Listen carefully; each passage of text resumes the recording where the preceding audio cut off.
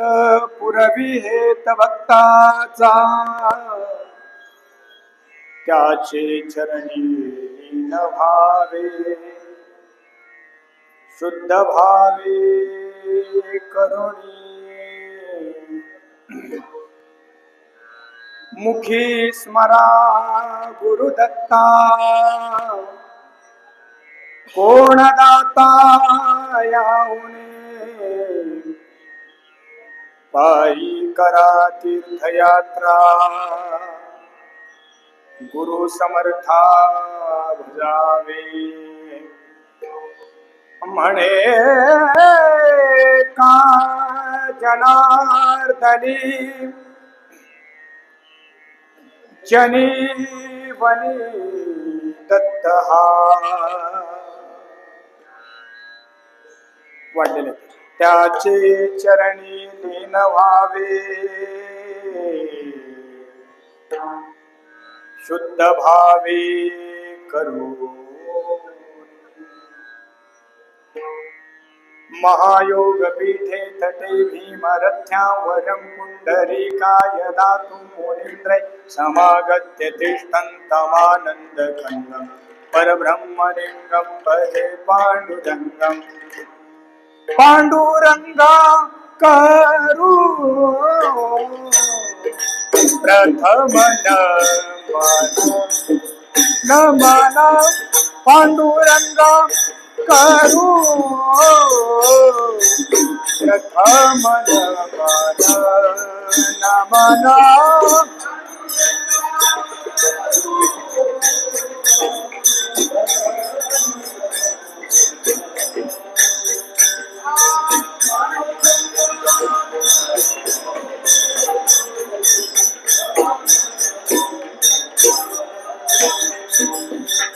पांडुरंगा करू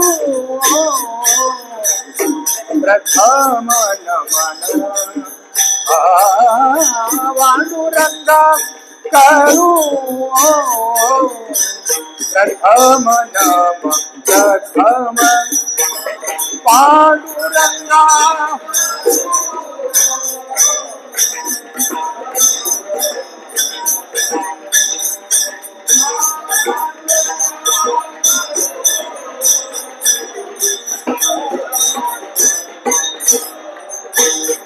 करे चरणा संतांचे करे चरणा संतांचे त्यांच्या कृपादाने हे हो त्यांच्या कृपादाने कथेचा विस्तार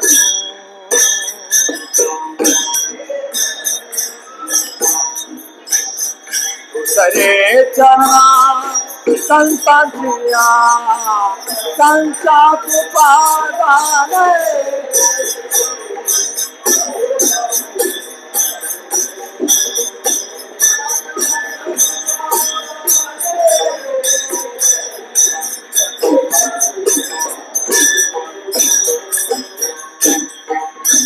नमो सद्गुरु तुकया ज्ञानदीपा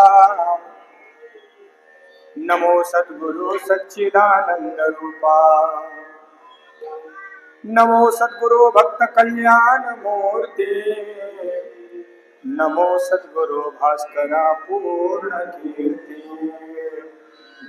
शरण शरण एकनाथा चरणी माथा ठेविला नका पाहू गुण दोष झालो दास पायाचा मस्तक हे पायावरी या वारकरी संतांच्या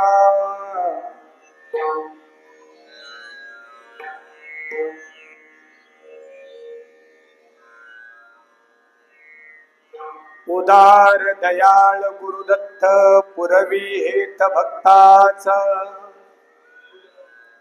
उदार दयाळ गुरुदत्त पुरवी हेत भक्ताचा त्याची चरणी लीन व्हावे शुद्ध भावे करोनी प्रस्तुत प्रकार चिंतन रूपे सेवेसाठी आपल्या समोर तो अभंग वाचून दाखवला अथवा या गुणीजनांनी राग माल कंस मध्ये गाऊन दाखवला. हा अभंग तृषार्थ दिन वत्सर सच्चित आनंद स्वरूप सर्व हृदयस्थ गोदा तीरावर ज्यांनी आपल्या लीला केल्या, वाङ्मयाचा जणू काही ज्यांनी नाथसागरच निर्माण केला, असे शांती ब्रह्म एकनाथ महाराजांचा हा अभंग असून या अभंगाच्या माध्यमातून भगवान दत्तात्रयांचा स्वभाव, प्रभाव, त्यांची व्यापकता यांचा परिचय करून देऊन आपल्या जीवनामध्ये कल्याण होण्यासाठी सतत त्यांचं नामस्मरण करावं, अशा प्रकारचा उपदेश महाराजांनी या अभंगातून दिलेला आहे. माझा आवाज येतोय का तुम्हाला सगळ्यांना? नाही येत आहे? नाही, याचा नाही प्रॉब्लेम, ते मी आवाज सगळा बंद करून टाकेल.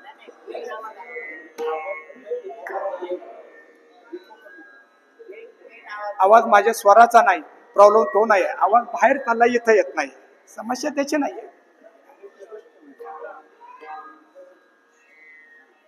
त्याला एखादा तरी साऊंड असा पाहिजे की ह्या लोकांना ऐकू यायला पाहिजे, इथं असं करा किंवा त्यांच्याकडे तोंड करा एखादा माहिती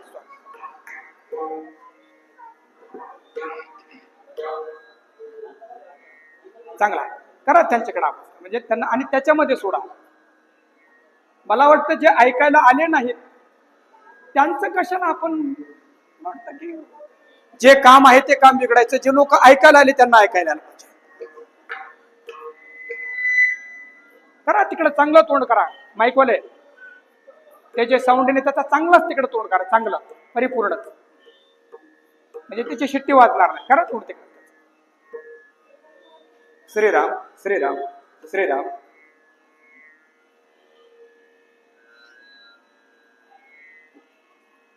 संत सम्राट भगवान ज्ञानेश्वर महाराज वैराग्य राग रसिक खूप बऱ्या, याचा विको कमी करा, सरळ आवाज करायचा.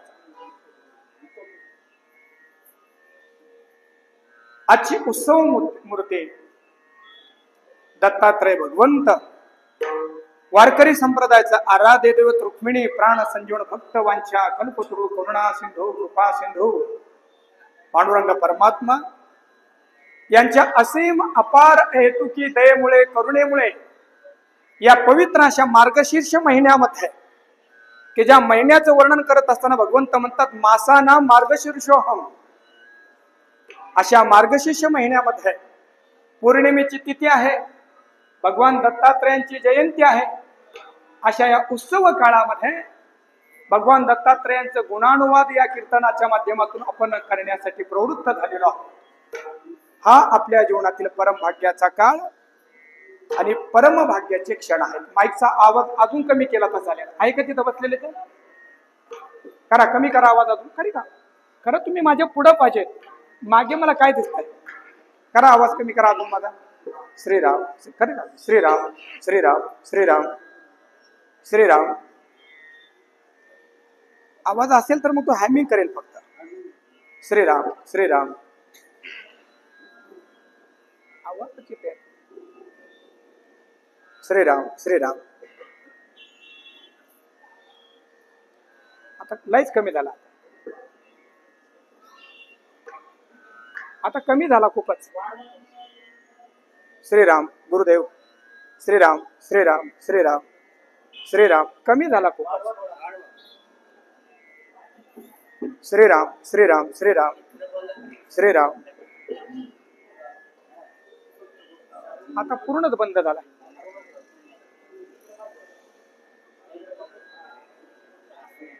श्रीराम श्रीराम श्रीराम.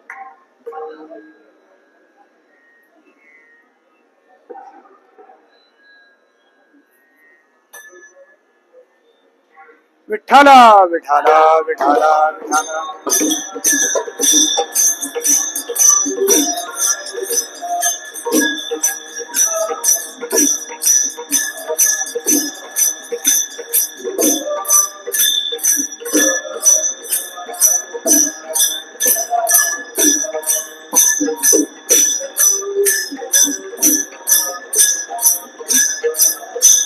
विठ्ठला.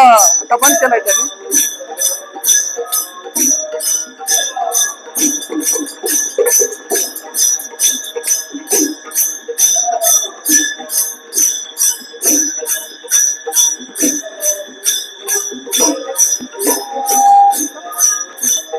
श्रीराम श्रीराम. विठाला विठाला विठाला.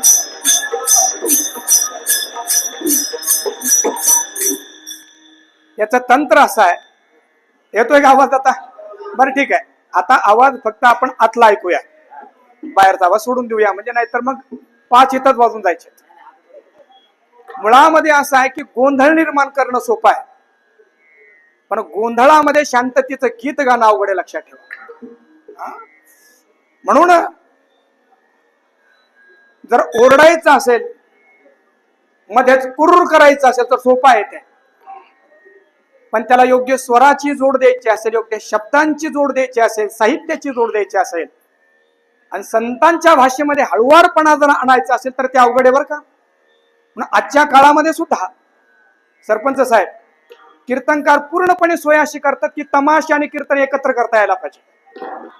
कीर्तन करता करताच ऐकणाऱ्या श्रोत्यांना तमाशाची सुद्धा आठवण येऊ नये त्याची व्यवस्था करतात. परंतु ज्या परंपरेतून आम्ही आलोय त्या सद्गुरु जोग महाराज परंपरेमध्ये आम्हाला अजून ती परवानगी दिलेली नाही, ती कधी भेटणारी नाही. विठाला विठाला.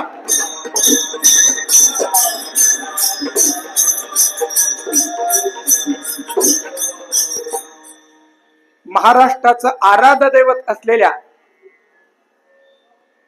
छत्रपती शिवाजी महाराजांच्या जन्माने आणि पदस्पर्शाने पुनीत झालेला हा सर्व परिसर आहे.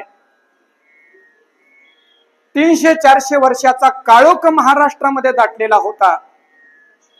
मुस्लिम राजवट काय म्हणावी, दरोडेखोरच, आतंकवादीच, चोट्टेच या महाराष्ट्राला सगळ्या बाजूनी लुटत होते, लचके तोडत होते.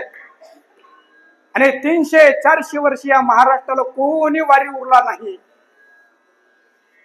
फाल्गुन वद्य तृतीयेला 19 फेब्रुवारी 1630 या रोजी याच भूमीमध्ये एक किलकारी निघाली होती, आणि जणू काय त्या किलकारीनं महाराष्ट्रात नव्हे सर्व भारतातील राजवटीला सांगितलं होतं, आता तुमचे दिवस भरलेत, आता माझा जन्म झाला. आणि ती किलकारी देणारं स्थान हे शिवनेरी, आणि किलकारी देणारे छत्रपती शिवाजी महाराज.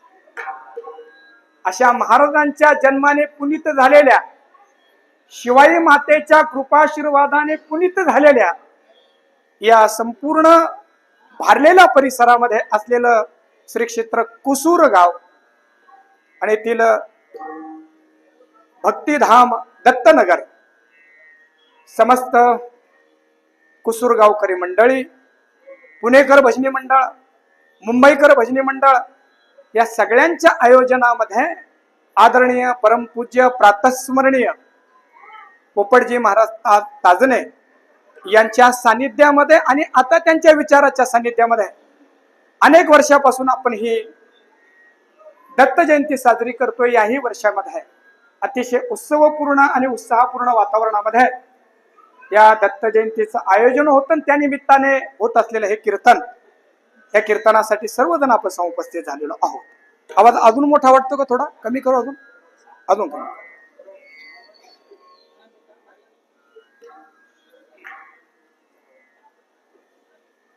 आमचे परममित्र गुरुबंधू श्री गांजी दुराफे महाराज यांच्या आज्ञेनं आणि मला वाटतं समस्त गावकरी मंडळींच्या आमंत्रणाने आणि प्रत्यक्ष आदरणीय सदाशिवजी ताजने माजी सरपंच यांनी प्रत्यक्ष फोन केला. अर्थात आपण सगळ्यांचाच आवाज त्यांच्या मुखातून माझ्यापर्यंत आला आणि त्यानिमित्ताने आपल्या सर्वांची सेवा करण्याचा योग प्राप्त झालेला आहे. इथं उपस्थित असलेले सर्वच वैष्णवजन तर खूप छान आहे की सह्याद्रीचा हा पट्टा आहे, छत्रपती शिवाजी महाराजांच्या पादस्पर्शाने पुनीत झालेला हा भाग, या खोऱ्यामध्ये मला वाटतं संतांचं उभं पीक आलं. अनेक महापुरुषांचं प्रागट्य आणि लीला या भूमीमध्ये झालेली आहे. मनसुख महाराज असतील, आदरणीय ज्यांचं सानिध्य आपल्याला मिळालं आदरणीय पोपटजी महाराज आहेत, अनेक महापुरुष आहेत. यांच्या सानिध्यामध्ये आणि यांच्या संस्कारामध्ये वाढलेला हा पट्टा आहे. आदरणीय पोपटजी महाराज ताजने यांचा संबंध संस्थेशी पण आहे, सद्गुरु जोग महाराज संस्थेची त्यांचा संबंध. आणि त्या काळामध्ये तसं तर पाहिलं तर फिलॉसॉफर, तत्वज्ञ, SP कॉलेजचे प्राध्यापक आदरणीय मामासाहेब सोनोपंत दांडेकर यांचा परिस्पर्श पोपट महाराजांना झाला आणि परिस्पर्श झाल्याचा परिणाम असा झाला की जीवन उजळून निघालं. उजळलेलं जीवन या परिसराला त्याचा स्पर्श झाला आणि त्यांना वाटलं की या भागामध्ये भक्तीच्या गंगा तशा वाहत आहे, परंतु अजूनही कोकणामध्ये आहे, खालच्या पट्ट्यामध्ये आहे, भक्तीच्या परंपरा तशा विकसित झालेल्या नाहीये. पण आदरणीय महाराजांनी कोकणामध्ये जाऊन तिथं असलेल्या अज्ञानी माणसांना सन्मार्गाला लावलं आणि एवढा मोठा महिमा की महाराजांच्या हयतीमध्ये त्यांचे पुतळे तिथं बसलेत, त्यांचे नाव तिथल्या शाळेंना देण्यात आलेत. अशा महाराजांचं हे गाव आहे आणि आपण सगळे त्यांचे संबंधित आहोत. भाग्यवान आपण सगळे मंडळी आहोत. आदरणीय महाराजींच्या चरणी वंदन करतो, आपल्या सगळ्यांच्या चरणी वंदन करतो आणि हे कीर्तन साथीसाठी उपस्थित असलेले सर्व वैष्णवजन, दोन्ही मृदंगाचार्य अतिशय तरुण आहे, कर्णा भाग्यवंत नटे हरी कीर्तनात, असे दोनही माझ्या उजव्या आणि डाव्या बाजूला बसलेले इंद्रासारखे मृदंगाचार्य आदरणीय संपूर्ण महाराष्ट्रात नाही संपूर्ण भारतामध्ये ख्यातनाम असलेले श्री मंगेशजी खैरनार, की ज्यांच्या गुरुजींचं नाव विश्वविख्यात सुखदजी मुंडे यांच्याकडे त्यांचा अभ्यास आणि चिंतन चालू आहे. खरं तर नाव घेताना ते कानाला हात लावतात आणि आम्हीही पांडुरंगाच्या समोर गेलो की कानाला हात लावतो. याचा अर्थ असा आहे की महापुरुषांचे नाव घेत असताना ते थेट घ्यायचे नाहीत, माफी मागून घ्यायचे. किती चांगल्या परंपरा आहे. त्याचबरोबर माझ्या उजव्या हाताला असलेले अगदी छत्रपती शिवाजी महाराजांचे मावळेच वाटताय. काय नाव? संकेत महाराज आहेत. खर तर त्यांच्याकडे पाहिल्यानंतर या सगळ्या भागामध्ये परमार्थाचे खूप चांगले संकेत दिसत आहे. विठाला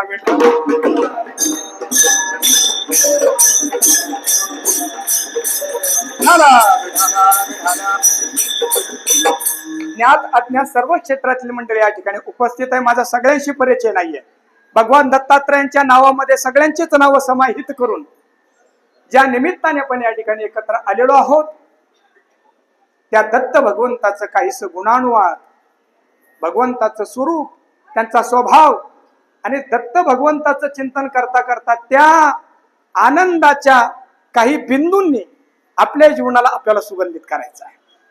अभंगाचा सरळ सरळ अर्थ सांगतो, वेळ थोडा राहिलाय त्यामुळे सगळे चरण काय तेवढे विस्ताराने होणार नाही, म्हणून सरळ सरळ त्याचा अर्थ एकदा सांगतो. नाथ महाराजांचा अभंग आहे. नाथ महाराज म्हणतात, दत्त भगवंत कशा आहेत? उदार दयाळ गुरुदत्त, गुरुदत्त उदार आहे, दयाळ आहे, पुरवी हेत भक्ताचा. त्यांच्या सानिध्यामध्ये जे जे भक्त येतात त्या भक्तांच्या सर्व कामना हेतू दत्त भगवंत पूर्ण करतात. आणि म्हणून त्यांचे चरणी लीन व्हावे, शुद्ध भावे करोणी. त्यांच्या चरणाशी लीन व्हा, अंतकरणामध्ये शुद्ध भाव धारण करा. बर, अंतकरण शुद्ध करून कशी त्यांची उपासना करायची आहे? मुखी स्मरा गुरुदत्ता, मुखामध्ये गुरुदत्तांचं स्मरण करा. कसं करायचंय? नंतर करूया भजन आपण. ते कोण दाता ह्या उनी, यांच्यापेक्षा मोठा दाता जगात दुसरा नाही. पायी करा तीर्थयात्रा. दत्त भगवंत आपल्याला भेटावा असं वाटत असेल ना, काही साधना करा, त्याच्यामध्ये तीर्थयात्रा करा, एसीच्या नाही. पायी करा तीर्थयात्रा, पायी पायी तीर्थयात्रा करा. आणि तीर्थयात्रा करत असताना फक्त व्हॉट्सअप बघू नका, फेसबुक बघू नका. गुरु समर्था भजावे. महाराजी तीर्थयात्रा अशा सुरू झाल्यात आता. तीर्थयात्रा कमी आणि रील जास्त. आम्ही कुठं आहोत, कुठं खाल्लंय आणि कुठं झोपलोय. नाथ महाराजांनी सांगून ठेवलंय, गुरु समर्था भजावे. बर, त्याचा परिणाम काय होईल? म्हणे का जनार्दनी. जनार्दन स्वामीचे शिष्य एकनाथ महाराज म्हणतात, अशा प्रकारे जर तुम्ही तीर्थयात्रा केल्या, दत्तात्रयांचं नामस्मरण केलं तर त्याचा परिणाम काय होईल? म्हणे का जनार्दनी. जनी जनामध्ये, वनी अर्थात वनामध्ये, जनी वनी दत्त. हा तो दत्त फक्त मंदिरामध्ये नाही तर तो दत्त सर्वत्र तुम्हाला दिसायला लागेल. अशी या दत्त भक्तीचा महिमा आहे. म्हणून म्हणा विठ्ठला ठाला.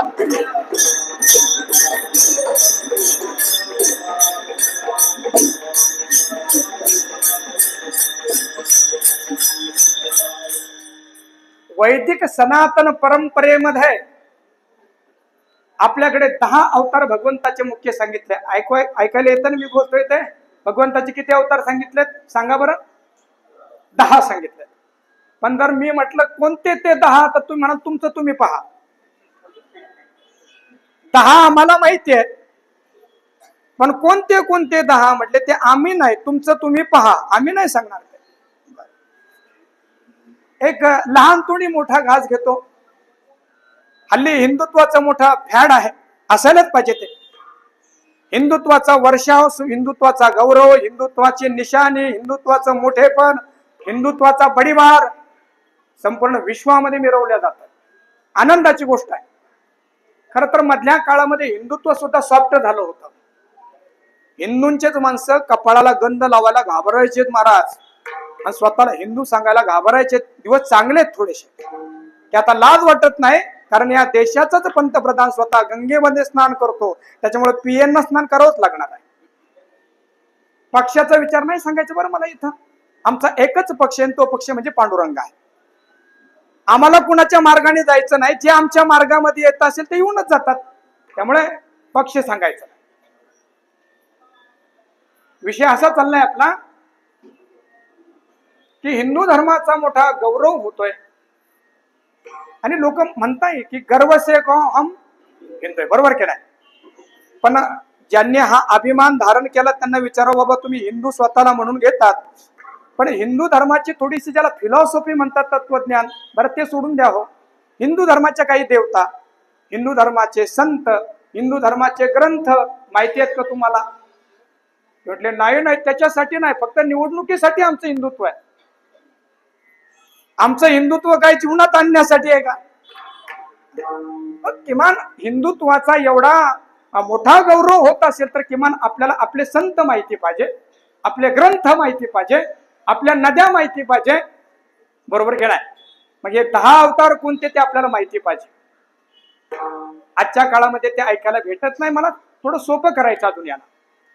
पूर्वीच्या काळामध्ये आपल्या नद्या कोणत्या याचा अभ्यास ग्रंथामध्ये जाऊन करावा लागायचा नाही. सहजच कानावर त्या नद्यांचे नाव यायचे. कुठं बरं? कुठं यायचे? बोला जरा. कुठे यायचे? लग्नामध्ये यायचे का नाही? लग्नामध्ये भटजी सहजच म्हणून जायचे, गंगा सिंधू सरस्वती च यमुना गोदावरी नर्मदा, पुढे कावेरी शरयू महेंद्र तनया शर्मन्वती वेदिका. अहो मध्ये 11 नद्या आल्या की किती नद्या आल्यात? मग लोकांना त्या ऐकायला मिळायच्यात. आता लग्न वेगळे झाले, लोक काहीच ऐकत नाही, फक्त एकच ऐकतात, आवाज वाढव डीजे तुझ्या आईचे शब्द. बर, लग्नाला आलेले माणसं का नवरदेव नवरीला पाहतात का? ते स्वतःलाच पाहतात. मेकअप किती झालाय माझा, का मला किती जण पाहताय? पण पूर्वीचे लोक लग्नाला यायचे, त्याच्यामध्ये संस्कार असायचे, आणि त्या माध्यमातून सुद्धा संस्कृतीचा विचार केला जायचा. थोडा अंतरंग पहा. आजकालचे मंगलाष्टक जरी म्हणायचे तर मंगलाष्टक कशासाठी? आता हे नवरदेव नवरी नवीन जीवनामध्ये प्रवेश करताय, गृहस्थाश्रमामध्ये प्रवेश करताय, भगवंताचा त्याला आशीर्वाद मिळावा म्हणून मंगल स्वरूप असलेल्या भगवंताच्या नावाचे मंगलाष्टक म्हणायचे. आता मंगलाष्टक म्हणायला 10 जण असतात. हे मला म्हणू दे पाहिजे, मला म्हणू दे पाहिजे. बर म्हणा बाबा, माझा आवाज चांगला आहे. बर, आवाज चांगला आहे, करा मंगलाष्टक सुरू. नवरदेवची बहीण राहते जवळच जुन्नरात, नवरदेव रोज संध्याकाळी बसतो मित्रासहित हॉटेलात. अरे हे का मंगलाष्टक आहे का? म्हणजे तिची जाऊ कोण, तिची आई कोण, नवरी काय करते, नवरा काय? अरे मंगलाष्टक हे नाहीये. मंगलाष्टकामध्ये भगवंताचे मंगल नाव यायला पाहिजे की नाही? आता हे सगळं मी भरभर का बोललोय? माझ्याकडे बोलायला काही नाही म्हणून नाही, मला सांगायचे की 10 अवतार कोणते आपल्याला माहिती पाहिजे की नाही. या दश अवतारांचं सुद्धा वर्णन मंगलाष्टकामध्ये यायचं. आता ज्यांना मंगलाष्टक म्हणायचे आहेत ना त्यांनी ऐका हा, आणि हे मंगलाष्टक म्हणा, म्हणजे 10 अवतार हे कळतील आणि आपल्याला हे पुण्य प्राप्त होईल. म्हणतो ऐका कशा आहेत. मत्स्यापासून 4 ते नरहरी पर्यंत झाले कृती. शब्दांकडे लक्ष द्या. कृतयुगामध्ये मत्स्यापासून तर नरहरीपर्यंत 4 अवतार झाले. कोणकोणते मोजा? मत्स्य, कच्छ, वाराह आणि नृसिंह. किती झालेत? संवाद करूया, पण काय अवघड नाही. आता पुढचे त्रेतायुग. त्रेती वामन परशुराम तिसरा, श्रीराम सीतापती.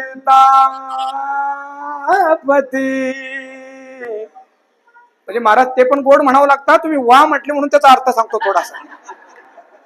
जर तुम्ही वा म्हटलं नसतं तर मी आवरून घेतला असता. वक्त्यासाठी असतं की जेवढे शहाणे श्रोते खाली बसलेले आहेत तेवढा तो गोड माल निघतो. आणि श्रोतेच कुणीकडे पाहत असेल तर तो आपण आपला आटोपलेला बरं, निघो लवकर असा. म्हणून वक्ता शोधत असतो की मला जाणून घेणार कोणी भेटेल का, आणि जर त्याला जाणून घेणार कोणी भेटत असेल तर त्याच्याकडे त्यांनी काय प्रतिभा जमा केली आहे तो सगळं मोकळं करत असतो. आता हळूहळू मोकळं करतो. फक्त श्रीराम सीतापती म्हणताना कसं म्हणावं संगीतात? श्रीराम सीतापती. अरे कशाला तापवतो रामाला? कसं म्हणावं मग? श्रीराम सीतापती. किती झाले? किती अवतार झाले? हे 3 परत त्रेतायुगामध्ये. वामन, परशुराम आणि श्रीराम. किती झाले? पहिले 4 आणि हे 3, 6 झाले की नाही? आता किती उरले? अजून 3 उरलेत, है की नाही? तैसे अवतार 7 मग तो द्वापारी 8वा.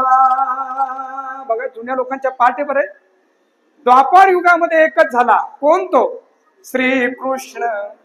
कलिमाजी बोथ नववा. कलकी पुढे 10वा. शुभंकर जावला विठ्ठला.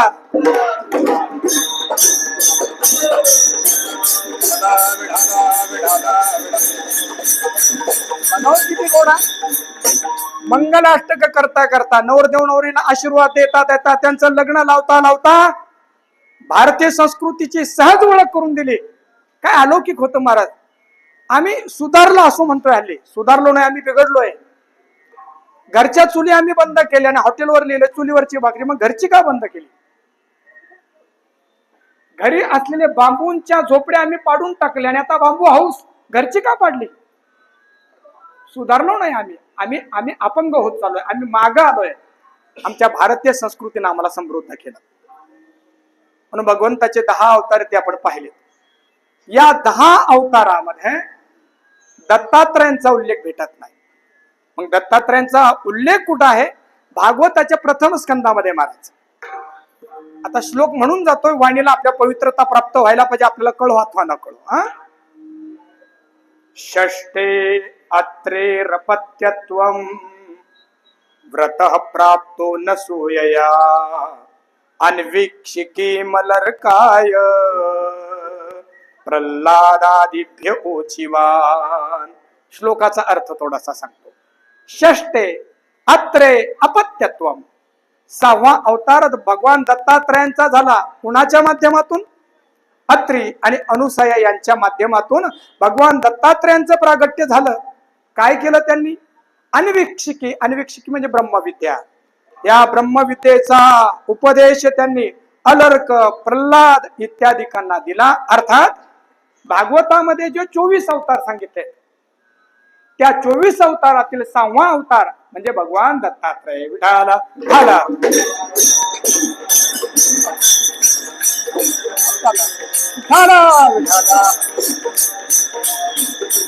आजच्या या संपूर्ण वेळामध्ये मला आपल्याला भगवान दत्तात्रय सांगायचे. सरपंच साहेब ज्याच्या लग्नाला गेले त्याचेच मंगल अष्टक गायला पाहिजे, नाहीतर कीर्तन दत्तात्रयांचं आणि दुसराच भराडभर सुरू झालंय.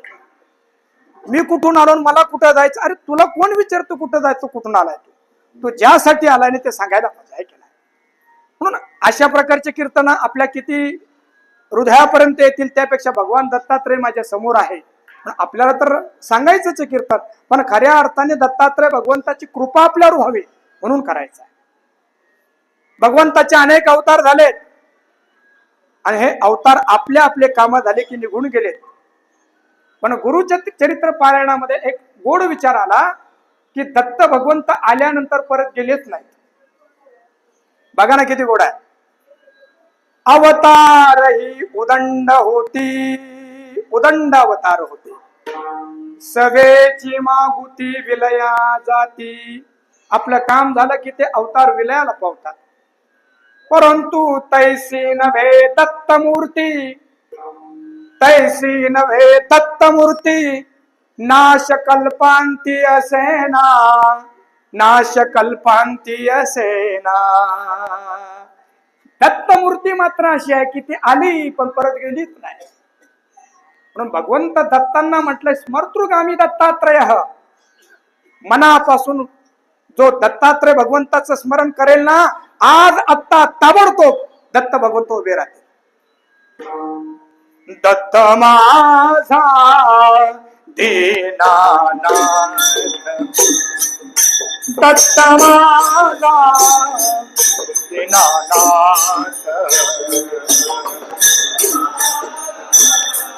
दीनानाथ, दत्त माझा दीनानाथ, दत्त माझा दीनानाथ, दत्त माझा दीनानाथ, दीनानाथ.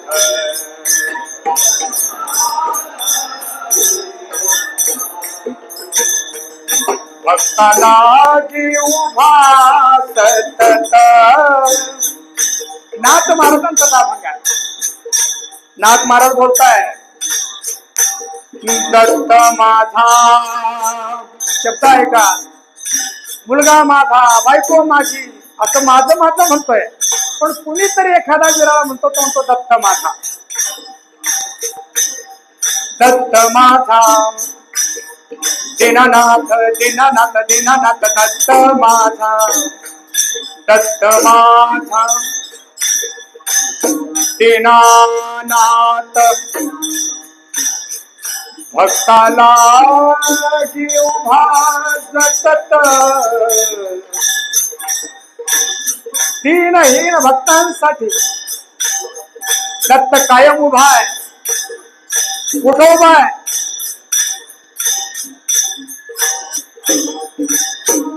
दत्त वसे औदुंबरी. औदुंबराचा वृक्ष म्हणजे साक्षात दत्तात्रय आहे. त्रिशूळ डमरू जटाधारी. म्हणून भगवान दत्तात्रयांचं साक्षात रूप पाहायचं असेल तर औदुंबराचा वृक्ष आहे, द्वाराशीत लावलेला आहे. कामधेनु आणि श्वान उभे स्वभती समान. भक्ताला उभा सतत, सतत भक्ताला त्रिशूळ डमरू घेऊनिया करी. हा त्रिशूळ डमरू घेऊनिया करी उभा असे भक्ताद्वारी. उभा से भक्ताद्वारी. पाणी द्या थोडं.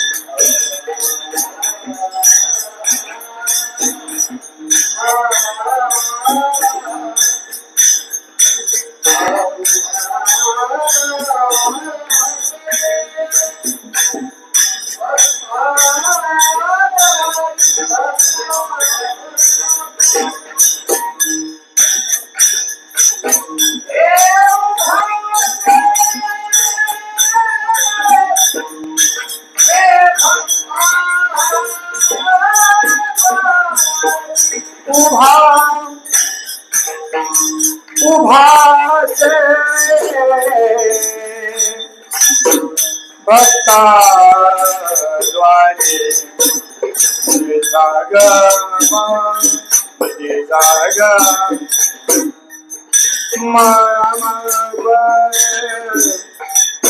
मबधप गमपनि ददप पदमा पदम गेला त्रिशूळ देऊया करी उभा असे भक्ताद्वारी भक्तालागी उभा सतत दत्त भक्तालागी उभा सतत सतत दत्त माझा विना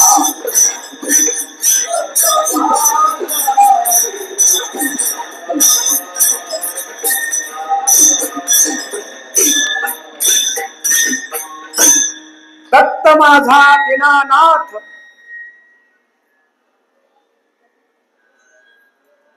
असे दत्त माझा दीनानाथ भक्ता लागी उभा सतत कायम भक्तासाठी उभा. अजून एक पैलू बघूया आणि अभंगावर येऊया. आवाज थोडा वाढवा बरं. अजून माईक वाले इकडे बघा थोडासा आवाज थोडासा द्या. श्रीराम श्रीराम द्या आवाज थोडासा. श्रीराम श्रीराम. बरं ठीक आहे ठीक आहे राहू द्या. भगवंताचे वेगवेगळे जे अवतार झाले. राम प्रभू आले त्यांनी रावणाला मारलं. भगवान श्रीकृष्ण आले त्यांनी कुणाला मारलं? कंसाला मारलं. नृसिंह भगवंत आले त्यांनी हिरण्यकशिपूला मारलं. वारा भगवंत आले त्यांनी कुणाला मारलं? हिरण्याक्षाला मारलं. बर प्रश्न असा आहे की दत्त भगवंत हे अवताराला आले त्यांनी कुणाला मारलं? बरोबर काय? प्रश्न असा निर्माण व्हायला पाहिजे ना की कुठल्या दैत्यासाठी दत्त भगवंत आलेत. तर दत्त भगवंताचा अवतार जो झाला तो बाहेरच्या दैत्यांना मारण्यासाठी नाही, आतल्या दैत्याला मारण्यासाठी. लक्षात घ्या बरं काय. कारण रावण आणि राम आता बाहेर पाहायची गरज नाहीये. राम आणि रावण आपल्यामध्येच बसले. कसं पाहता येईल बरं याला? आपल्याच अंतकरणामध्ये रावण जर असेल तर तो म्हणेल की कसली दत्त जयंती कसलं भजन, या टाळकुट्यांना काय काम. रावण असे म्हणेल. आणि राम म्हणेल दत्त जयंती आहे जायला पाहिजे, शिवनेरीच्या पायथीशी जायला पाहिजे. बर राम इथं येऊन बसला, जवळपास 4:30 वाजलेत. आतला रावण म्हटला कधी संपवतो काय माहिती. आतला रावण म्हटला राम म्हटलं जाऊ देणारे काळ गेला संसार करता करता, जरा ऐक ना कीर्तन. रावण थोड्याच वेळामध्ये म्हटला व्हॉट्सअपला काय आला असेल. राम म्हटला जाऊ दे ना थोडस मोबाईल बाजूला ठेवूया.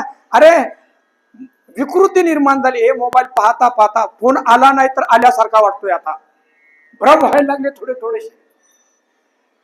रावण म्हटला यांचं कामच असतं सांगायचं तलप लागली काढता मग.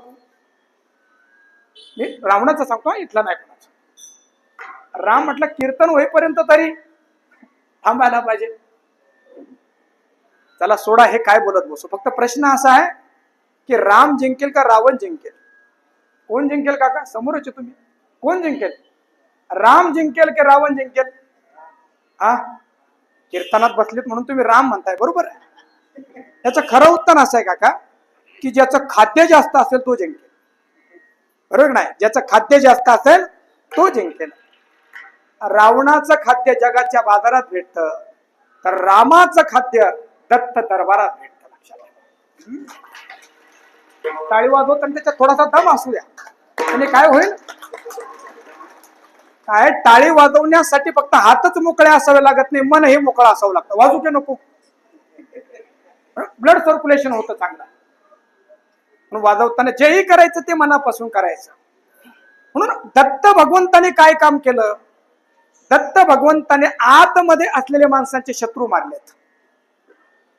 आपण्या घात कर शत्रू झालो मी दावेदार. पुढे तव तू कृपेचा सागर उत्तरी पार तुका म्हणे किंवा माझे मद कळू येती अवगुण काय करू मन अनावर. मला सांगायला वेळ कमी आहे, वेळ पुढे चालला, तर मी सांगितले असते आतले शत्रू कसे आहेत. अध्यात्मशास्त्र म्हणजे लोकांना वाटतं मोठमोठ्याने ओरडायचं, कीर्तन संपलं की खायचं आणि निघून जायचं. हे मानसशास्त्र आहे, फिलॉसॉफी आहे, किंबहुना आर्ट ऑफ लिव्हिंग आहे, जीवन जगण्याची कला आहे. एक वाक्य गोडे महाराज, भले ही हार्ट फेल हो जाए लेकिन जीने का आर्ट फेल नहीं होना चाहिए. खूप चांगला आहे, चांगला ऐकल्यावर कळेल. एखाद्या वेळा हार्ट फेलून मनुष्य मेला तर एकदाच मरेल, पण जगण्याची कला जर संपली तर रोज जगून मरेल. विठाला विठाला ठाला.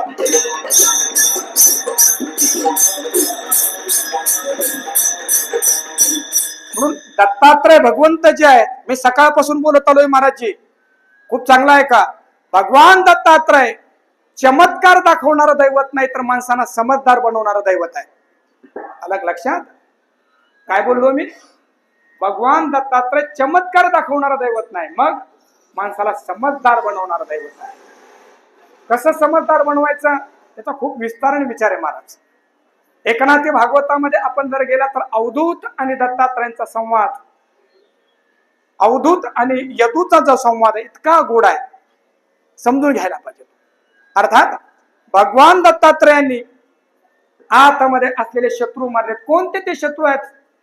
दंभो दर्पो भीमानश्य क्रोध पारुष्यमेवच अज्ञान चाविजातस्य पार्थ संपदमासुरीम. त्याला त्याचा विस्तार करत नाही, घड्याळ पुढे चालली.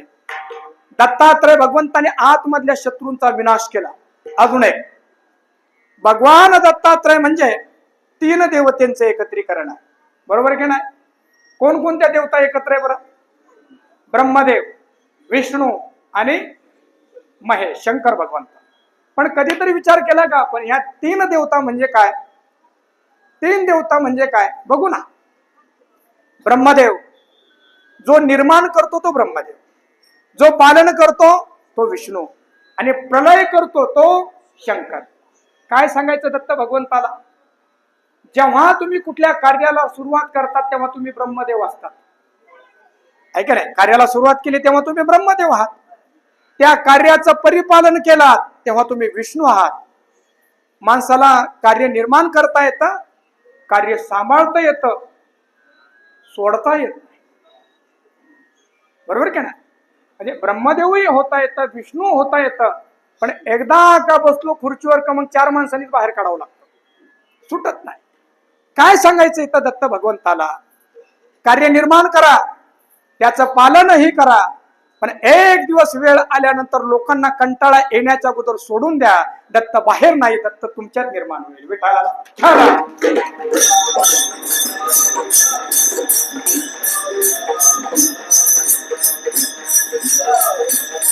आणि म्हणून तो तुकाराम महाराज बोलताय,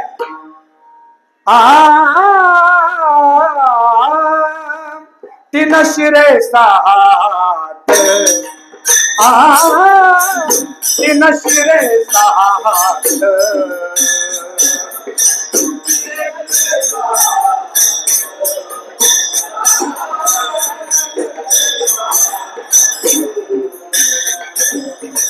तीन शिरे सात, तीन शिरे सात, तीन शिरे सात.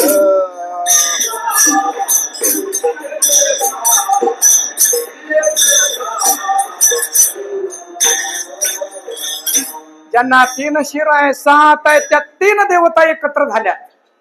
हे दत्तात्रय भगवंत, या दत्तात्रय भगवंताचा जो स्वभाव आहे त्या स्वभावाचं वर्णन नाथ महाराज सेवेसाठी घेतलेल्या अभंगाच्या पहिल्या चरणात करतात. वा वा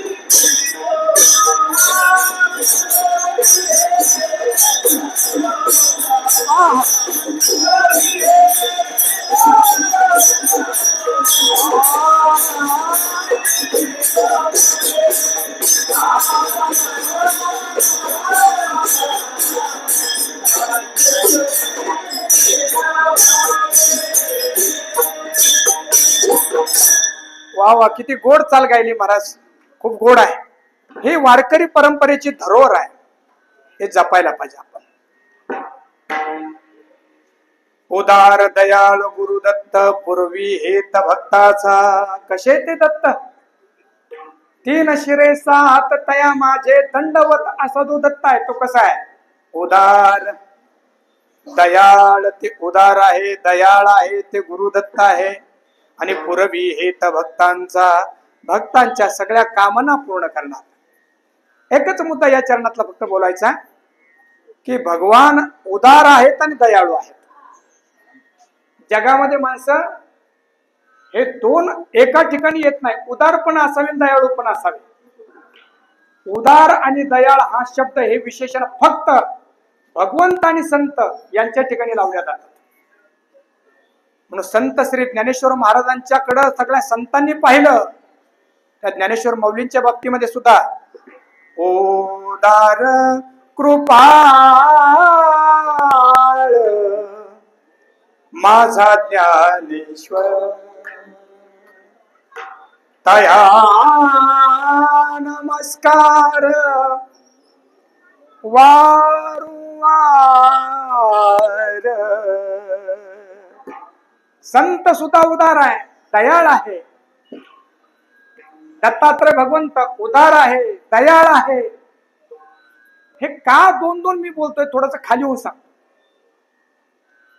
इतिहासामध्ये काही उदार माणसं झाले आणि त्या उदार माणसामध्ये औदार्य म्हणून ज्याची कीर्ती सांगितल्या जाते, नाव सांगितलं जातो, कोण होतो? कर्ण. शिवाजी सावंतांनी रंगवलं त्याला मृत्युंजय मध्ये. पण खरं सांगतो, त्या कादंबरीमध्ये जेवढा चांगला कर्ण रंगवला तेवढा तो चांगला नव्हता बरं कधीच. किंबहुना आजच्या काळामध्ये जे माणसं भारतीय संस्कृतीमध्ये नालायक आहेत, म्हणजे लायक नाहीत, अशा नालायक माणसांचं उदात्तीकरण आजचे काही लोक करताय समाजामध्ये. रावण नावाची कादंबरी निर्माण झाली. खरं तर कीर्तनात मी त्याचा प्रचार करायला नाही पाहिजे, पण आपल्या कुठल्याच शास्त्रामध्ये रावणाचा मोठेपणा सांगितला नाही. नालायकच होता तो.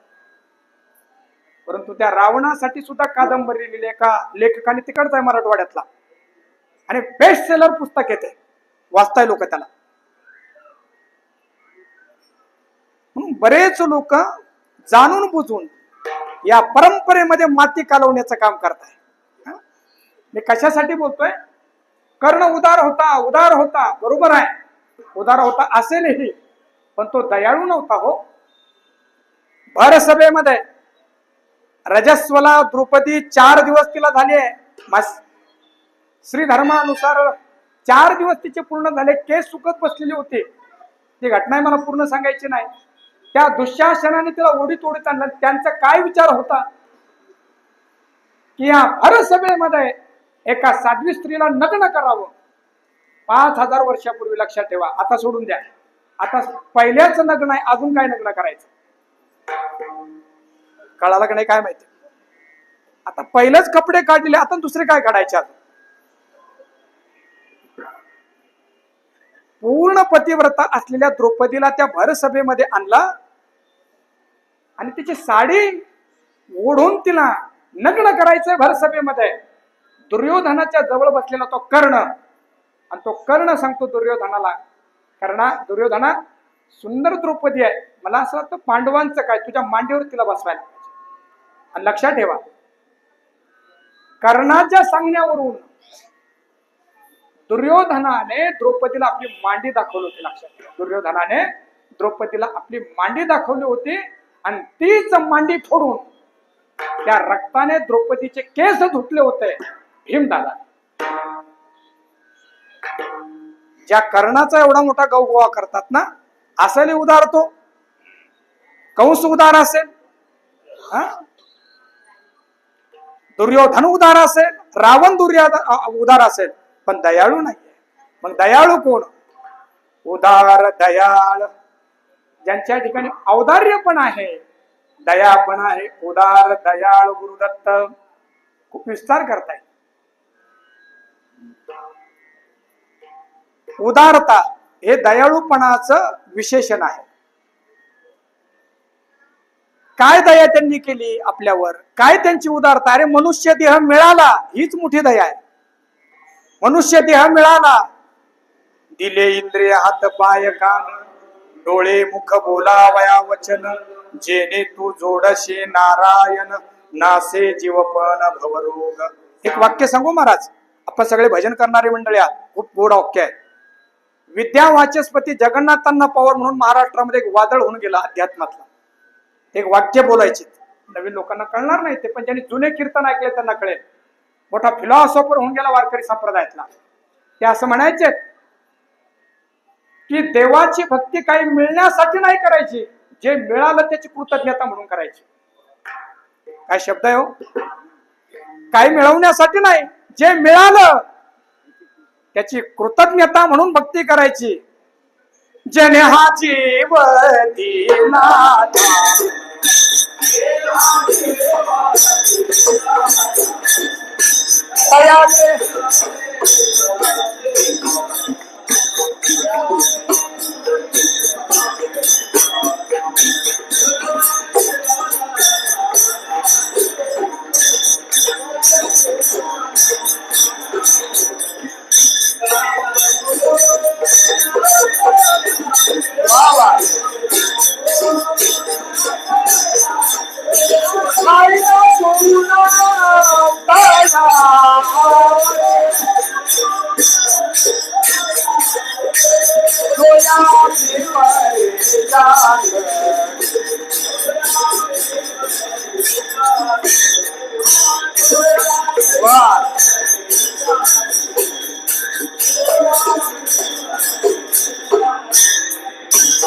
जने हा जीव दिला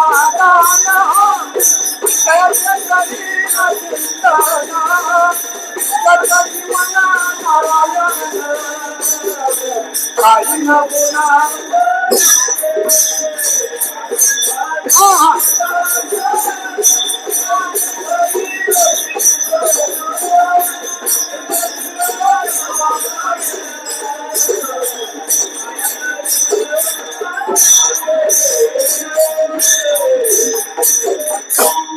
महाराज या नाटांच्या अभंगाला कीर्तनामध्ये नाट लागलंय. आता या काळात कीर्तनाला काय लागलंय? कीर्तनामध्ये या अभंगाला काय लागलंय? नाट लागलंय. नाट लागलं म्हणजे काय? आपण म्हणतो की अरे कुणाचं तोंड पाहिलं, तोंड नाही, कुणाचं तोंड पाहिलं काय माहिती, आज काम झालं नाही, त्याला म्हणतात नाट लागणं.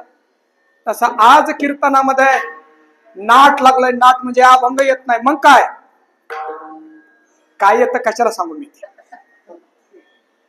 जे येतंय तेच सांगतो, ते पण सांगता येईल महाराज. काय सांगावं? गोड वाटलं मला की आपण हे प्रमाण पाठ केलेत. आणि आदरणीय डेरे महाराजांची ही कृपा आहे की त्या पठडीमध्ये आणि त्या नियमाच्या भजनामध्ये मोठे माणसं झालात आपण, म्हणून ते अभंग येत आहे. काही दिवसांनी सांगावं लागेल की हे तुकाराम महाराजांनी नाटाचे अभंग लिहिलेले हे चौकडी होते. एक खूप चांगलं वाक्य आहे, आपल्या सगळ्यांना मी वंदन करतो. कीर्तनाच्या परंपरेच्या नावाखाली आपल्या अंतःकरणात असलेली विकृती जगामध्ये विकल्या जाते आणि लोकांना वाटतं यालाच कीर्तन म्हणताय की काय. रडू नको बाळा. वारकरी संप्रदायाचा आणि या गवळणीचा काही एक संबंध नाही, लक्षात ठेवा. मला दुष्परिणाम काय होणार आहे, मला कोणाची आलोचना करायची नाही. भविष्य काळामध्ये जेव्हा आपण संतांचे अभंग म्हणायला लागू तेव्हा लोक म्हणतील की हे भजन नाहीये, भजन अगोदर झालंय. लोक म्हणतील तुम्ही जे कीर्तन करताय ते कीर्तन नाहीये. कीर्तन काय आहे मग? कीर्तन म्हणजे उड्या मारणं. कीर्तन म्हणजे मागे असलेले जे चोपदार आहेत त्यांना नाचायला लावणं. पैशाचा प्रश्न नाहीये, विचारांची जी हानी होईल ना ती भरून निघणार नाही, लक्षात ठेवा. म्हणून प्रयत्न करावा लागणार, आपल्याला प्रयत्न करावा लागणार आहे. तुम्हाला खूपच करायचं तर डायरेक्ट तमाशाच आला, पण कीर्तनाचा तमाशा करू नका. आपण सगळे इथं छान आहात आणि इतकं चांगलं परंपरेचं भजन गाताय. आपल्या सगळ्यांना वंदन आहे. विठाला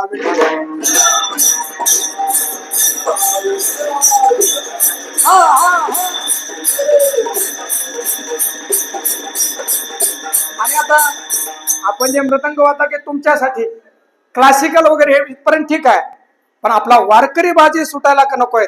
धाकी का आल्याशिवाय वाटतच नाही आपण वारकरी आहात म्हणून मी चांगलं क्लासिकल शिकलो महाराज. परंतु क्लासिकल पेक्षा हजारो पटीने माझी श्रद्धा कशावर असेल तर वारकरी भजनावर लक्षात ठेवा. हे क्लासिकल वगैरे सगळं ठीक आहे, पण यांनी आपल्याला जगायला शिकवलं. उदार दयाळ गुरुदत्त चाललंय आपला, की त्या भगवंताची किती मोठी उदारता. अरे जे मिळालं त्याची किती किंमत. एखादा डोळा जाऊ दे आणि मग जा तुम्ही दुकानाच्या समाजाच्या बाजारामध्ये खेळ, तुम्हाला डोळ्याची काय किंमत आहे. जे श्वासोश्वास फुकट भेटतात ना तुम्हाला, कोरोनाच्या काळामध्ये कळालं की त्या एका श्वासाची किती किंमत आहे. किती किंमत आहे? लाखो रुपये किंमत आहे. तीही वेळेवर भेटली नाही. ते सगळं त्याने आम्हाला दिलं, सगळं आम्हाला त्याने दिलं. उदार दयाळ गुरुदत्त पूर्वी हेत भक्ताचा. म्हणून काय करा, खर तर महाराज हे चिंतन मी अगदी वरून असं करत चाललोय. त्याच्या अंतरंगात जर शिरायचं तर वेळ लागेल. त्याला वेळ थोडा राहिलाय फक्त आणि मला पुढे जायचं आहे. म्हणून 5 वाजेपर्यंत सगळं कीर्तन संपवायचं आपल्याला. 15 मिनिटं राहिले फक्त. आणि म्हणून काय करा, तो उदार आहे, दयाळ आहे, गुरुतत्व आहे. सगळ्यांना नाथ महाराज उपदेश करतात की त्याच्या चरणाशी लीन व्हा. वा वा.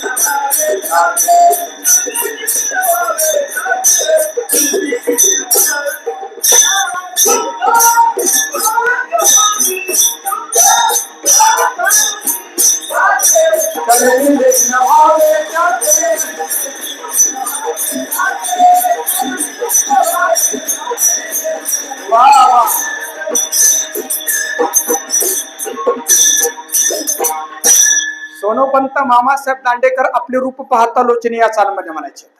रूप पाहता लोचनी, रूप पाहता लोचनी, रूप पाहता लोचनी, रूप पाहता लोचनी.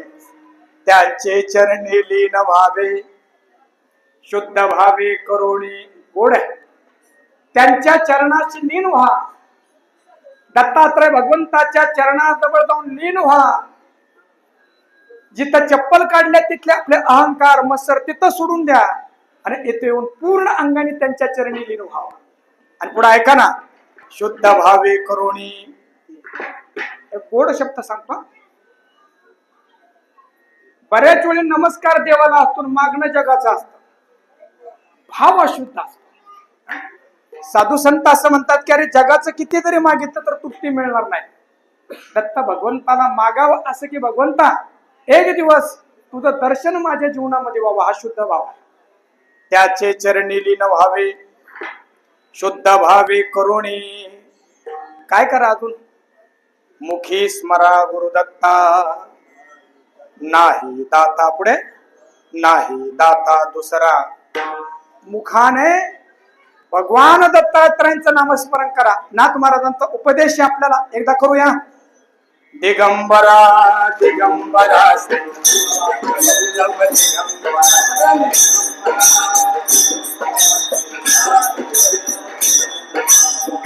दिगंबरा वल्लभ दिगंबरा.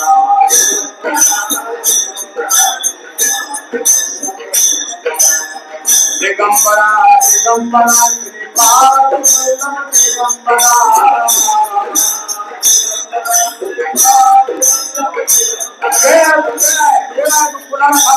वेळ आहे सांगतो मी.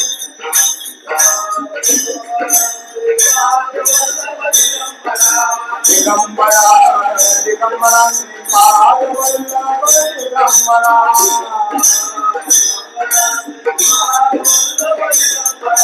दिगंबरा दिगंबरा श्रीपाद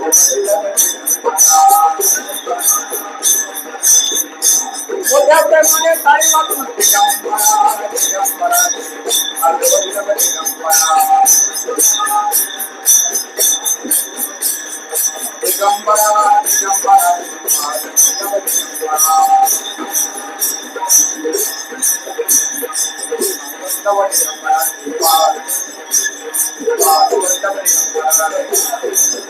दिगंबरा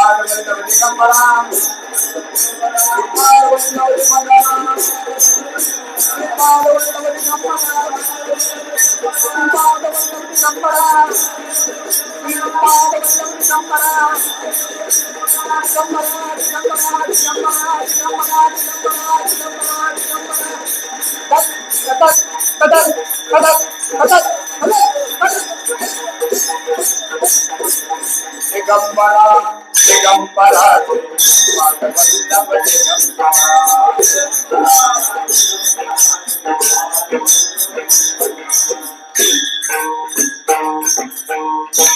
मुखी स्मरा गुरुदत्ता गुरुदत्ताचं मुखाने स्मरण करा नाही दाता दुसरा.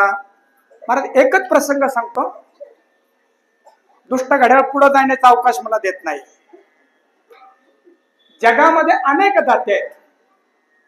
कोणी अन्नदान करणारे आहेत, कोणी द्रव्यदान करणारे. मला वाटतं तो काळ चालू आता द्रव्यदान करण्याचा, घरोघरी जाऊन द्रव्यदान करणारे पण आहेत, अन्नदान करणारे आहेत, वस्त्रदान करणारे आहेत. अजून एक सांगू, सन्मान दान करणारे आहेत. सन्मान सगळं देता येतं, सन्मान देता येत ना, त्याच्यासाठी स्वतः इज्जतवान मनुष्य असावा लागतो. पण प्रश्न असा आहे, या सगळ्या वस्तू जरी मिळाल्या तर मनुष्य तृप्त कायमचा होतो का?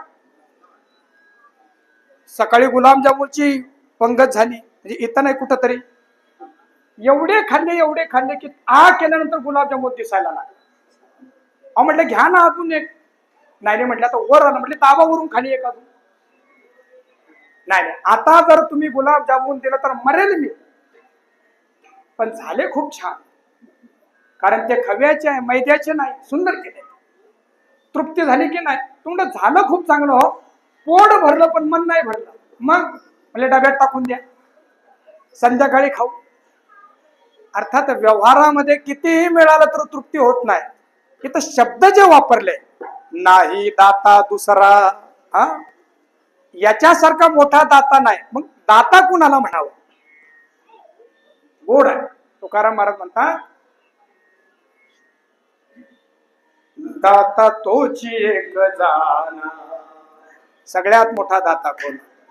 नारायणा स्मरवी अनेक नाशिवंते काय. पुढे आहे का, नसरे हाय ज्याच्याने.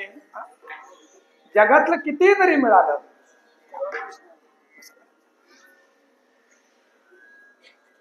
जगातल्या किती वस्तू मिळाल्यात, एक 5 मिनिटं राहिले आणि आपण आल्यामुळे वेळेचं भान झालं आम्हाला.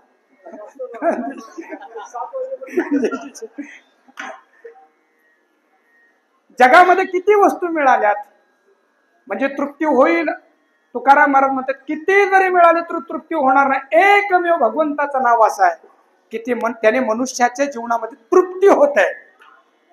जगातला कितीही मोठा मनुष्य जरी असेल तर तो असं म्हणू शकत नाही, आता मी निश्चिंत झालो.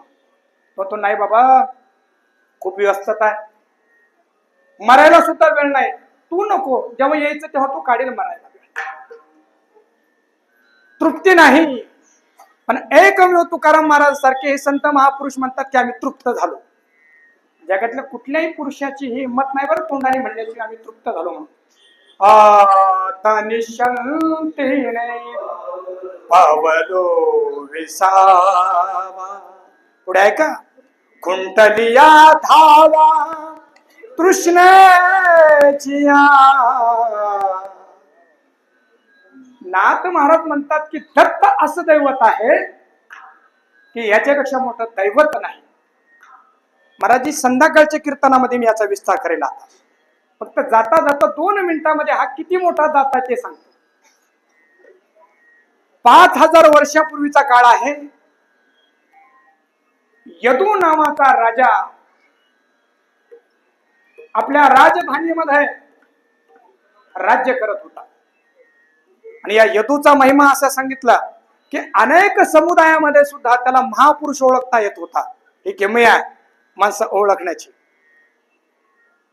यदू राजा संपूर्ण विश्वाचा जवळपास राजा आहे, चक्रवर्ती सम्राट आहे. आणि आपल्या महलावर तो एक दिवस फिरत होता. महलाच्या बाजूलाच जड जवाहरात हिरे सोने चांदीचा बाजार भरलेला होता. काही विकण्यासाठी आले होते, काही खरेदी करण्यासाठी आले होते, काही दाखवण्यासाठी आले होते, काही दिसण्यासाठी आले होते. आणि मग त्या आपल्या महालाच्या शिखरावरून यदुराजाने पाहिलं की एक अवधूत आहे. त्या अवधूताच्या अंगामध्ये वस्त्र नाहीये, तो नग्नच आहे. जणू काय सर्व दिशाच त्याचं वस्त्र झालंय म्हणून तो दिगंबर आहे. आणि त्या बाजारामध्ये आल्यानंतर एखाद्याला जर धक्का लागला तर त्या सोन्या चांदीचे जाणकार माणसं म्हणायचे, बाबा इधर कहा आ गए, ये तुम्हारा इलाका नहीं है, हमारा इलाका है. कोणीतरी म्हणायचं हा वेडा आहे. दत्तात्रय भगवंत या लोकांना वेडे समजत होते आणि जगातले लोक दत्तात्रय भगवंताला वेडे समजत होते. 2 प्रकारचे वेडे असतात. काही दिमागी वेडे असतात आणि काही हृदयाचे वेडे असतात. डोक्याने वेडे झालेले माणसं त्यांना वेड्याच्या इस्पितळात पाठवावं लागतं. आणि हृदयाने मनुष्य वेडा झाला की त्याला आळंदीला पंढरपूरला पाठवावं लागतं. हे हृदयाचं वेडपण आहे. त्या अवधूताला जेव्हा यदूने पाहिलं त्याला कळाला हा महापुरुष आहे. तो आपल्या महलाच्या खाली उतरायला लागला. उतरता उतरता धोतरामध्ये त्याचा पाय अडकायल्यानंतर धोतर सोडून त्याने फेकून दिलं. गळामध्ये असलेल्या सोन्या चांदीच्या ज्या माळा आहेत त्या वर उडायला लागल्या. तेवढ्यामध्ये हा अवधूत दिसेना, त्याने त्या माळा काढल्या, फेकून दिल्या. डोक्यावर असलेला मुकुट आपल्या पत्नीकडे फेकून दिला आणि सांगितलं आलो तर परत घेईल, नाही आलो तर कुणाला तरी देऊन टाक. अवधूताने पाहिलं की माझ्या मागे हा राजा पळतोय, अवधूत पुढे पळतोय. पुढं पळता पळता त्या समुद्राच्या किनाऱ्यावर पळत असताना या अवधूताच्या अंगाला अनेक काट्यांनी सोलून काढलाय. आणि मग अवधूत पुढे जाऊन थांबला आणि यदूने त्यांना गाठला आणि साष्टांग दंडावर घातला. दत्तात्रयाने विचारलं, अरे तुझ्याकडे राज्य आहे, सगळं काही आहे, का माझ्या मागे पळतो? शब्द ऐका. यदू राजा म्हटला, माझ्याकडे सगळं आहे परंतु माझ्याकडे एक वस्तू नाही. काय? तुमच्या चेहऱ्यावर जे निखळ आनंद आहे तो आनंद माझ्या जीवनात नाही. या बात आहे. मला असं वाटतं की माणसं पदार्थांसाठी पळतात, माणसांनी पळायला पाहिजे तो आनंद मला मिळावा. दत्त जयंती अशी पण आहे. शब्द ऐका, याच्यासाठी काय शब्द उच्चारलेत. वनवा जळे दोही थडी, गजे गंगा जळी दिदली पुडी, त्यासी न लागती तापाच्या उडी, तैसा निर्वळी तुझ देखो. अर्थ सांगतो आणि थांबतो. संपूर्ण जंगलाला आग लागलेली असावी आणि त्या जंगलाच्या मधोमध एक गार पाण्याचं सरोवर असावं. एक हत्ती, त्या हत्तीनं त्या सरोवरामध्ये बुडी दिली आणि थंड पाण्यामध्ये तो निमज्जन करतो. जंगलामध्ये आग लागली आहे आणि त्या जंगलामध्ये असलेले पशु पक्षी प्राणी त्या आगीनं होरपळून मरतात. परंतु पाण्यामध्ये बसलेला जो हत्ती आहे त्या हत्तीपर्यंत त्या ज्वाळा येत नाही. यदू काय म्हटला, या जगामध्ये घर भरलं तोंड धरलं, सगळं काही असूनही माणसांचे टेन्शन संपत नाही आणि तुझ्या अंगावर कपडे सुद्धा नाहीये, परंतु तुझ्या चेहऱ्यावर जो आनंद आहे ना, त्या आनंदाला बोललो रे, तो आनंद मला कसा मिळेल? दत्तात्रय भगवंत सांगतात की हा आनंद मिळवण्यासाठी या संपूर्ण विश्वाला मी युनिव्हर्सिटी केलं, विश्वविद्यालय केलं आणि या जगामध्ये ज्याच्याकडून जे जे शिकता येईल ते मी शिकलो आणि माझं जीवन उन्नत केलं. जो जो जयाचा घेतला गुण, तो गुरु म्या केला जाण, गुरु सिंहाले अपार पण, जग संपूर्ण गुरु दिसे. हे संपूर्ण जग जर तुमच्यामध्ये शिकण्याची वृत्ती असेल तर प्रत्येक व्यक्ती तुम्हाला शिकवेल, हे दत्त भगवंत आपल्याला सांगतात. म्हणून मुखी स्वरा गुरुदत्ता, नाही दाता दुसरा. वेळ संपलाय. पायी करा तीर्थयात्रा, पुढे गुरु समर्था भजावी. समर्थ गुरु आहे आणि म्हणे एका जनार्दनी जनी वनी दत्त. वारकरी संप्रदायाच्या नियमाने वाटतं भजन नंतरच करूया. असे हे दत्त भगवंत आज प्रगट झाले. कथा भाग आपल्याला सगळ्यांना माहिती आहे, अनेक वर्षापासून आपण ऐकत आलोय, ते सांगून मी आपला वेळ घेणार नाही. अत्री आणि अनुसया, अहो हे काय आहे? अत्री आणि अनुसया हे फक्त चरित्र नाही, हे गुण आहे. अत्री म्हणजे कोण? ज्याच्यामध्ये तीन नाही. माणसं तमोगुणामध्ये राहतात, रजोगुणामध्ये राहतात किंवा सत्वगुणामध्ये राहतात. अहो तमोगुण म्हणजे काय? तमोगुण म्हणजे प्रमाद करणं, भांडणं करणं.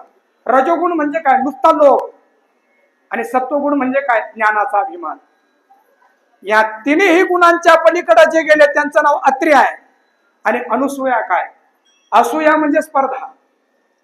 आज जगामध्ये माणसं दुःखी का?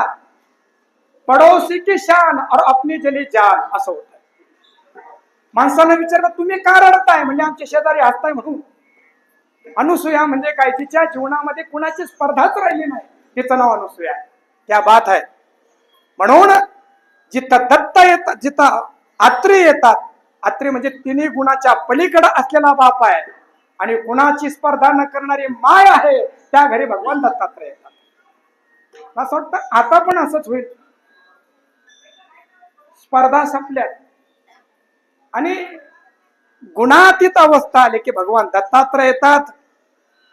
पतिव्रतेची कीर्ती सर्वत्र पसरली आणि मग आपल्या सगळ्यांना माहिती आहे, भगवान शंकर इकडं विष्णू आणि ब्रह्मदेव आले होते त्या अत्री ऋषींच्या आश्रमामध्ये. कळालं की हे देवता आहेत. त्यांनी भिक्षा मागितली की नग्न आम्हाला तुम्ही भोजन करावा. हातामध्ये पाणी घेतलं, अनुसया मातेने अंगावर टाकलं, छोटेसे बालक झालेत आणि त्यांना स्तनपान करवलं. आपले नवरे 6 महिने झाले तरी येत नाही, म्हणून या तिन्ही देवतेच्या पत्नी आल्या. त्यांनी पाहिलं की आपल्या नवऱ्यांना छोटे छोटे बालक केलेत. त्यावेळी त्यांनी नमस्कार केला आणि आमचे पती परत द्या. तेव्हा परत त्यांचे पती परत देऊन टाकले. परंतु अनुसया म्हणायला लागले 6 महिन्यापर्यंत या 3 देवतांना बालक म्हणून खेळवलं, यांच्या विरहामध्ये मी कसं राहू? तेव्हा या 3 देवतेंच्या आशीर्वादाने परत जो अवतार झाला तो भगवान दत्तात्रयांचा अवतार आहे.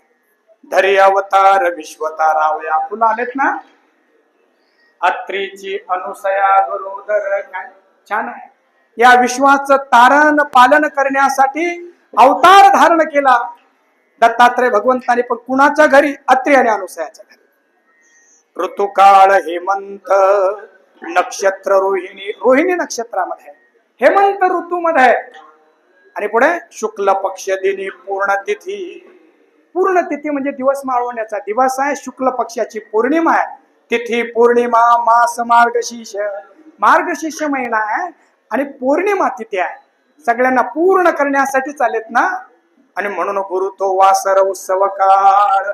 आणि शेवटच्या चरणामध्ये बोलताय, एका जनार्दनी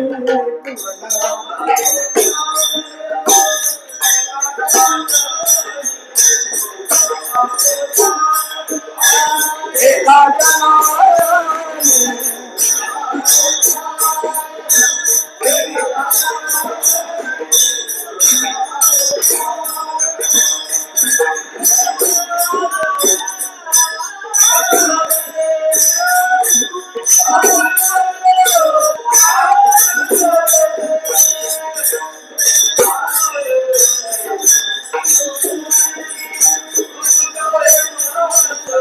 नक्षत्र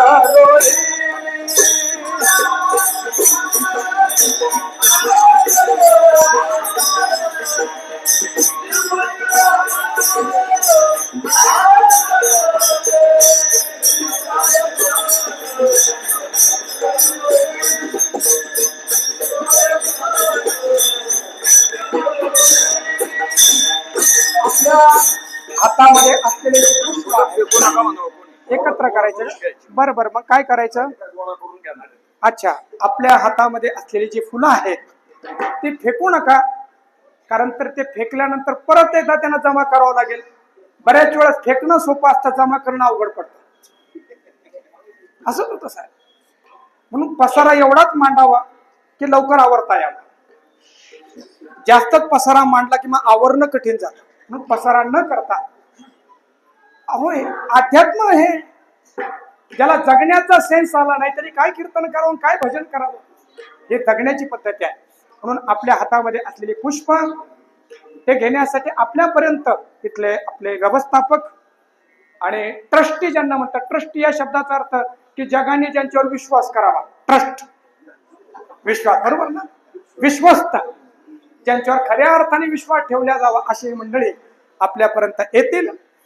वारकरी संप्रदायाच्या नियमाने विठोबा रुक्माई भजन करूया, संतांचं भजन करूया आणि या सेवेला पूर्ण विराम देऊया. वर हात करूया थोडस. आपण, आपल्याला पोलिसांच्या समोर सिलेंडर व्हायचं नसेल तर देवाच्या पुढे सिलेंडर व्हा. इथं जर सिलेंडर झालो आपण तर तिथं जायची गरजच पडणार नाही. किंबहुना कायद्याने माणसं बदलत नसतात, माणसं बदलतात विश्वासाने आणि श्रद्धेनं. तर ज्याचे कायदे केलेत त्या गोष्टी जास्त वाटतात आणि माणसं हृदयाने बदललेत की कायदे करावे लागत नाहीत, माणसं आतून बदलतात. म्हणून आतून बदलण्याची प्रक्रिया म्हणजे दत्त जयंती. मोठ्या प्रेमाने विठोबा रखुमाई, जय जय विठोबा रखुमाई, विठोबा रखुमाई, जय जय विठोबा रखुमाई.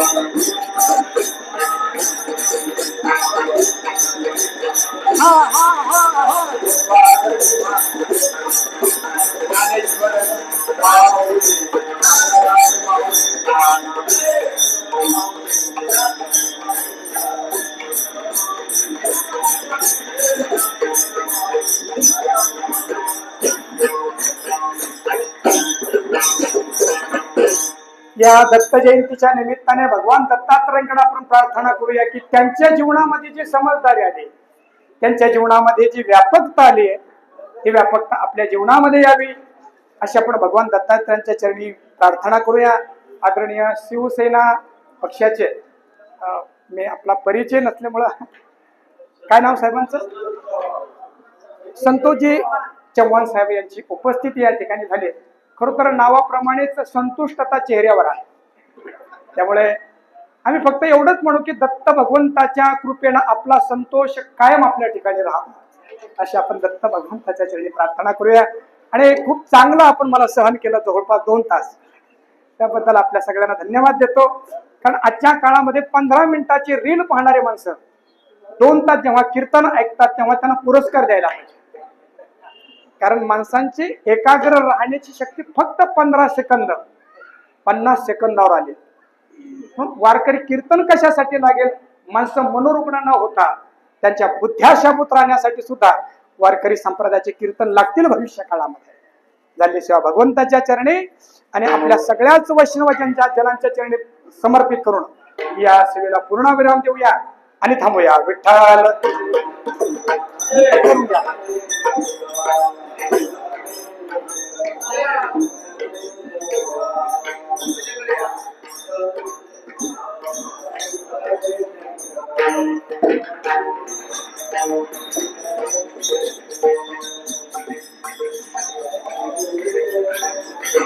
बाबू